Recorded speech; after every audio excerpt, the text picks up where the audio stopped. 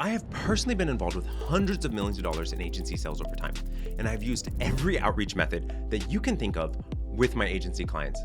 So what is the best way for agencies to do their outreach? Is it cold calling? Is it paid ads? Or is it some crazy hack that you've never heard of? Well, actually, the best lead gen method is going to depend on the type of client you are trying to attract. In this video, I'm going to teach you the 4 best options so that you can pick the best one and start getting better leads and more sales today. So when it comes to lead gen, I don't want to fight an uphill battle.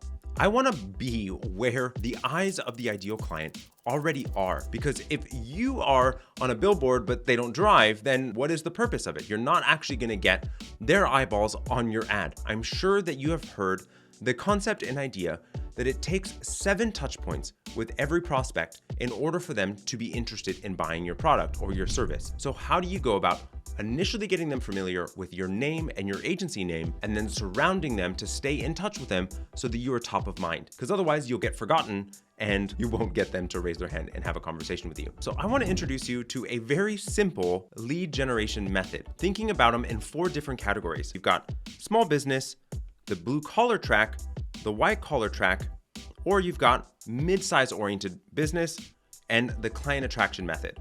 Or for enterprise-sized clients, you have the door opening method. So the white collar method, while incredibly simple, all starts with first the persona identification. Who exactly are they? What do they think? What do they want? What are they consuming? That way you can define the channel. Once you know where they spend their time, you can then go ahead and actually start typically either creating content or your outreach method. So if they're an email-oriented organization, email outreach, cold outreach might be your method. But then you still need to surround them, making sure that they understand that because they got an email from you today doesn't mean that this is the exact moment that they are ready to engage with you. So the blue collar method, I want you to recognize that there's this distinction between the white collar worker and the blue collar worker, right? Typically the white collar worker tends to be more in an office behind a computer, whereas the blue collar worker tends to be more outside.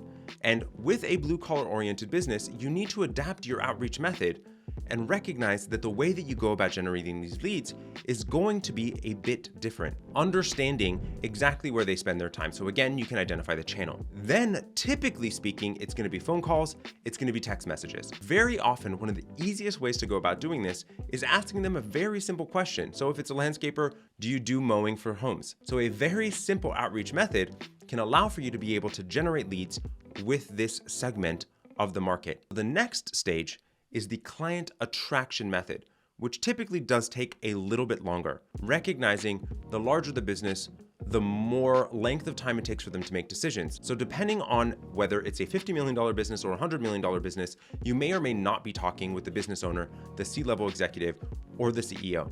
So the first piece you want to identify is who are you talking to? What is the title? What are their motivations? What are their challenges? What's going on? Then again, define the channel. Are they very content oriented? Do they go to conferences? Are they very active on LinkedIn? Are they very active in their email? Exactly what's going on. The next piece, which creates and takes a bit more time, is that you need to go about this outreach in a personalized fashion, making sure that they understand that you understand them. You need to assume rapport, that you are here to help them and that you have helped others like them, building a relationship, recognizing that it does take time, creating familiarity. So think about how can you go about your personalized outreach. Could be LinkedIn, could be email, could be calling, depending on that ideal client that you're reaching out to. And then you need to be putting out some aspect of content.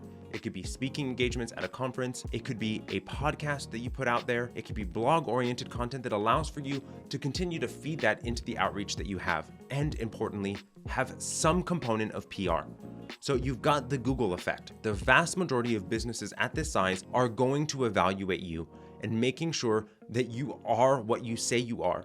Then finally, which is kind of the coveted a lot of agencies want to go after, you've got the enterprise-sized client, 100 million, 500 million, $1 billion in revenue. The key component here is understand the decision-making cycle. The sales cycle here is typically 12 to 18 months because they typically are going about defining their budget 2 to 3 months in advance of their fiscal year. You need to be in touch with them 6, 12, 18 months before that decision is being made to have conversations about what their strategy is going to be for the following fiscal year. So you are part of that budget. that you were part of that strategy. Now you understand the importance of adapting your outreach system for different types of clients. But unless you know exactly how to close those prospects into clients, it really doesn't matter how many leads you're able to generate, does it? So I want you to check out this video next, where I explain the simple method to close more prospects into agency clients.